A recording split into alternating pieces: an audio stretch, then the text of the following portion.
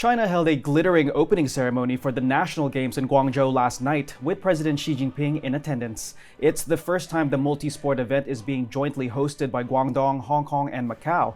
Here to give us a taste of what's happened and what's to come is Paul McNamara.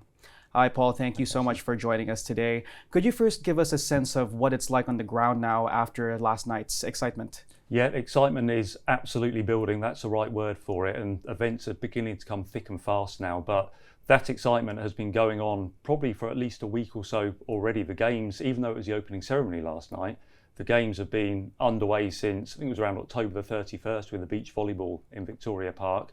We've had 2 gold medals for Hong Kong already. Nicholas Halliday won sailing gold over on the mainland, which was a huge improvement for him from his previous games. He finished 8th in 2017.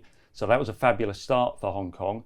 Then it got even better on Sunday. Cici Lee Si Wing defended her road race title on the bike, which was an absolutely formidable achievement. She won it as an unknown really in 2021, an unknown quantity. The mainland riders didn't really view her as a threat and she was able to catch them by surprise. In yesterday's race, she was a marked woman. She was the one they all wanted to beat. But with the help of her teammates, they got her towards the front of the pack late in the race. She put in a thrilling sprint at the end of nearly 139 kilometres and won another gold medal for Hong Kong. That ran us straight then into the opening ceremony, and everything is just accelerating from there. Great. So could you also tell us a little bit more about what we can expect in the week ahead? Yeah, an incredible amount. So even just focusing on Hong Kong, after this interview today, I'm rushing over to Kai Tak Arena, where Hong Kong are going to be playing for bronze in the handball competition. They're going to be facing Beijing, so you'll be able to read all about the outcome of that in SCMP. But the handball has been a real surprising hit. Kai Tak Arena was packed for Hong Kong semi-final on Saturday night, which they very narrowly lost to Anhui. So people have really been getting behind that sport. As the week goes on, we have cycling coming to the velodrome in Hong Kong. That begins on Thursday. Cici Lee will be going for more titles there, and more men's riders from Hong Kong also have chances. Pak Hang, a sprint rider who did very well in the men's time trial on Friday, he came home 4th. He has medal prospects in the velodrome. So does Chu Sun Wai, who was 15th in the men's road race. We have triathlon coming at the weekend. So that's being held on Central Harbourfront, and we expect that to be a particularly spectacular event. There's going to be a lot of people down there watching. Hong Kong have medal hopes there as well. In Sunday's mixed relay, the coach Andrew Wright certainly thinks his team should be on the podium. In Saturday's individual races, Oscar Coggins and Robin Elg, 2 very good triathletes from Hong Kong, are expected to compete for medals.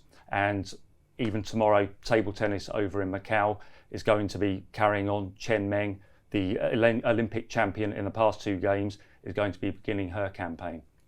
All right, Paul, could you tell us a little bit more specifically about what we can expect in fencing and in rugby sevens? Of course, well, fencing is a sport that has swept Hong Kong with a real craze, hasn't it, since Chun Ka-long won his gold medal in Tokyo. There were more Olympic gold medals for Hong Kong in Paris last year with Ka-long and Vivian Kong, and Chun Ka-long will be in National Games action at the weekend in a sold-out Kai Tak Arena. So a very good chance there for Hong Kong to claim another gold medal. He will be competing though with Ryan Choi, another Hong Konger who became foil world champion this year. So that could be a really electric competition.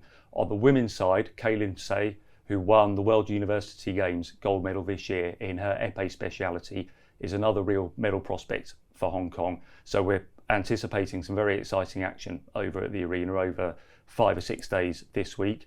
Rugby sevens, now that is going to be at Kai Tak Stadium, and we're expecting some bumper crowds over there. That's going to be for 3 days from the 12th, so from Wednesday.